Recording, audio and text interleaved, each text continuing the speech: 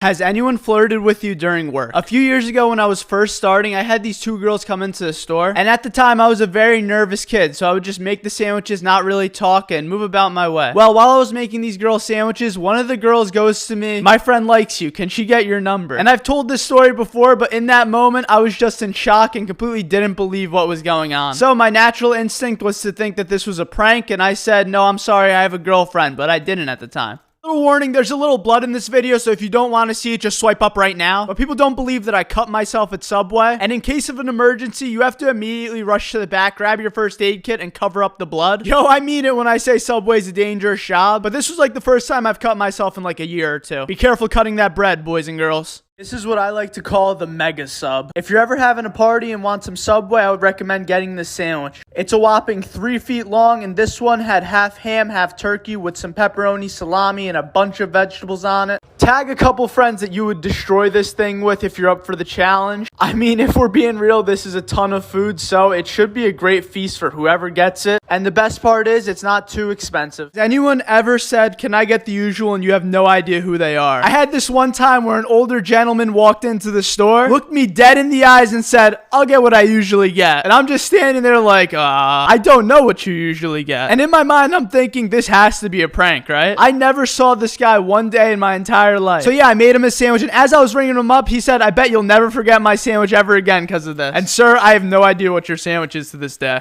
Has anyone ever eaten their sub, came back in, and asked for a refund? So I had this person that literally came back into the store demanding a refund, and I was like, whoa, it's okay, just all you have to do is tell me what you got and give me the sandwich back. And the person said to me, and I quote, "How am I gonna give this sandwich back if I ate it?" I mean, what? Dude, name one store you could go to, get a refund for something that you don't bring the merchandise back in. I didn't even know blue Takis were a thing until a couple weeks ago, so you already know I had to try them on my sub. Somebody told me that putting blue Takis on your sub is a game changer, so I took a steak sandwich, just put the usual stuff onto it, and then dropped some blue Takis onto it. Took a crunch out of that bad boy, and oh my god, that thing was so good. This is a bag of candy from Mexico. I'm gonna pull out a random one, and today's candy is a rocaleta. I hope I said that right, but it's basically a chili lollipop with 4 layers of different types of chili. Oh boy, let's see how this tastes. It's not that bad. It tastes like, kind of tastes like a fruit roll-up. That's the inside. Ooh.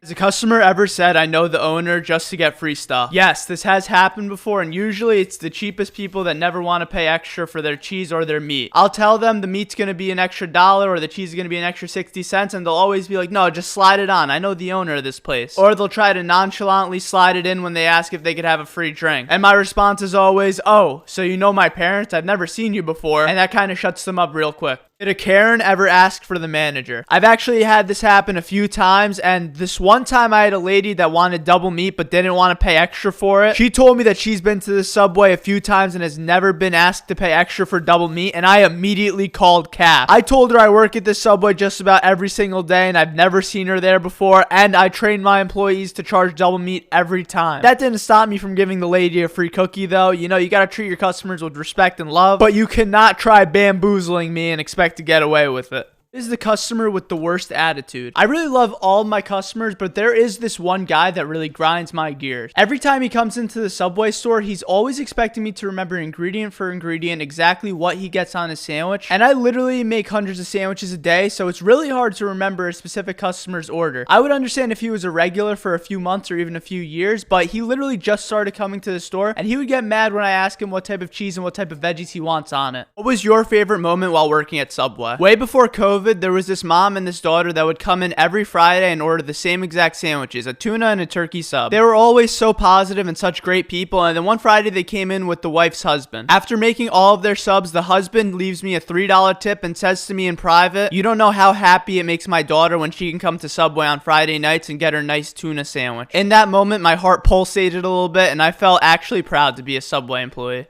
You challenged me to make the smallest sub that I can, so I call this the mini sub. I literally took a mini sub and cut it into a quarter, and then I opened that bad boy up, put a folded piece of turkey into it. You already know we got to put a tiny piece of cheese onto it, one shred of lettuce, and then we put a dot of mayonnaise. And this is easily the smallest sub I ever made. Shout out to all my mini subs out there. Ever made someone sub after for yourself because you thought it looked good? Yo, this happens all the time, and this is actually how I discovered the Chipotle chicken sandwich. And that sandwich is actually now one of my favorite sandwiches on the menu. It's how I discovered the meatball and pepperoni. People always come in and bring in their own incredible creations to the store. So sometimes I'll look at that creation, I'll be like, huh, that looks pretty good. And then I'll make it for myself and I'll enjoy that savory sandwich. Dad asked me to make a sandwich for him and to bring it home, and he actually guaranteed to me that if I posted this sandwich to TikTok that it would go viral. So, Dad, let's see.